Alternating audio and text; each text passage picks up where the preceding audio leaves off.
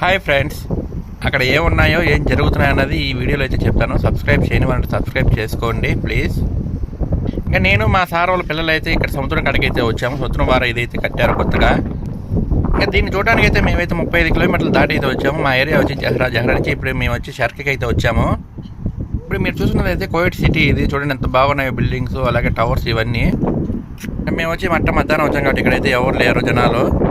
ఇక్కడ ఈ ప్లేస్లో వచ్చి జంటలు కూర్చొని అయితే బాగా మాట్లాడుకోవచ్చు. తనకైతే ప్లేస్ అయితే బాగుంటుంది. ఇక్కడ చూస్తున్నారు కదా, ఆ టవర్ల దగ్గర అయితే వీళ్ళు ఎయిర్ షో అనేది చేశారు యుద్ధ విమానాలతో, అలాగే హెలికాప్టర్లతో మేమైతే చూసాము. ఇక్కడ కనిపిస్తున్న బోట్లు అయితే వీళ్ళైతే పారాచూట్లు అయితే ఎగరేస్తారు. లాస్ట్లో చూపిస్తాను, చూసేయండి. ఇంకా వీళ్ళు చేపలు పడుతున్నారు కానీ హాఫ్ అన్ అవర్ నుంచి ఒక చేప కూడా పడలేదు పాపం వీళ్ళకు.